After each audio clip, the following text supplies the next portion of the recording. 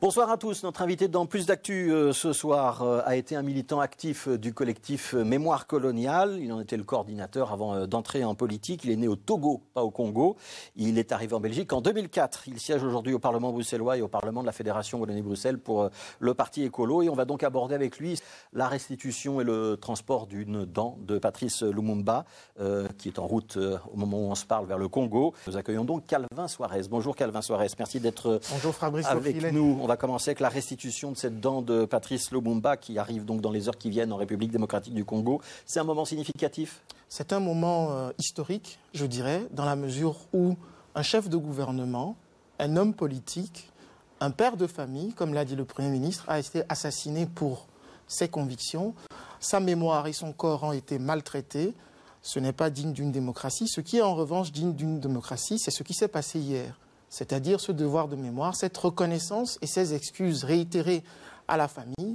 Néanmoins, j'aurais voulu qu'à la place de responsabilité morale, le Premier ministre ait parlé de responsabilité politique parce qu'il a énoncé toutes les erreurs politiques qui ont été commises par ses prédécesseurs dans cette affaire. Oui, il y avait déjà eu une reconnaissance en 2000 à la suite d'une commission parlementaire. Il a répété des excuses hier, le Premier ministre. Ça ne va pas assez loin des excuses quand vous parlez de responsabilité politique. Vous voulez dire quoi exactement, Calvin Soares? Je pense qu'ici, notre État, notre pays a le devoir de mener la procédure pénale qui est en cours. Donc je rappelle qu'il y a la famille de Patrice Lumumba a déposé plainte concernant l'assassinat du Premier ministre. Et il y a des personnalités qui pourraient être entendues, elles ne l'ont pas été. Elles ne l'ont pas été et il faut rappeler que c'est un crime de guerre. Pour la première fois, la justice belge a reconnu que c'était un crime de guerre, donc c'est imprescriptible. Il y a 2 personnes qui restent encore dans la procédure. Je pense qu'il faut aller au bout et il y a eu cette perquisition. Il faut dire les 2 personnes. Il y a un diplomate et il y a Étienne d'Avignon.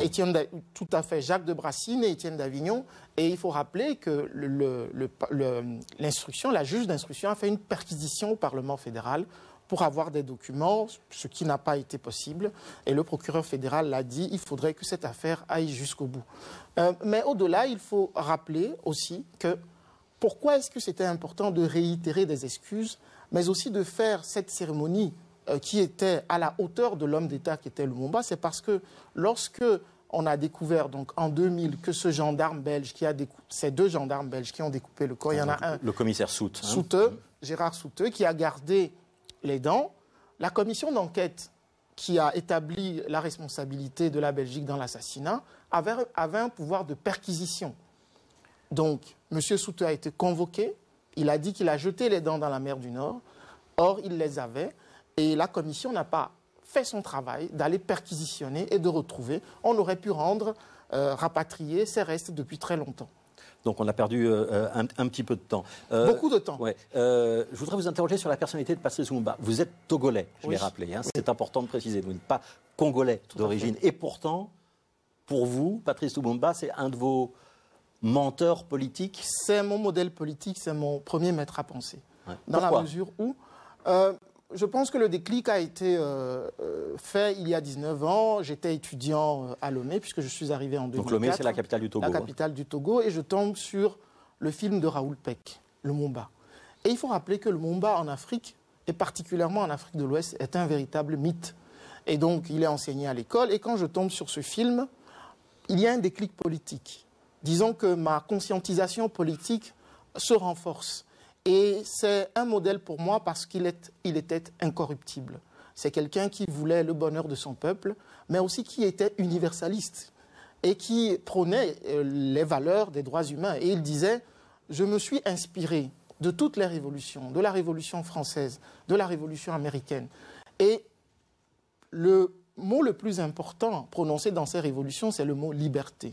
Je ne comprends pas que des personnes qui ont fait des révolutions dans leur pays pour se libérer de l'oppression puissent nous appliquer la même oppression.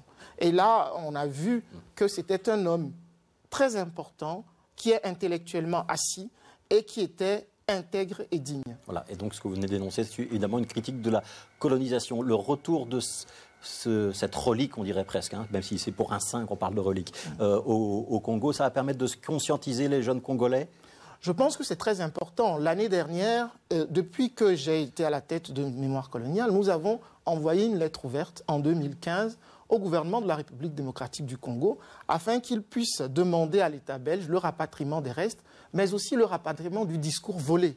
Le discours qu'a prononcé, le mythique discours de Patrice Lumumba le 30 juin, l'original a été volé, se trouve ici en Belgique, et le gouvernement fédéral vient de lancer un appel public pour que la personne qui détient, qui a volé ce discours, puisse on ne sait pas où il ramener. Nous, on a retrouvé la copie avec Ludo de Witt, mais on ne sait pas où il se trouve. Ouais. Mais je pense qu'il est très important qu'au Congo, on mette en place un institut d'études politiques sur la pensée politique de Patrice Lumumba.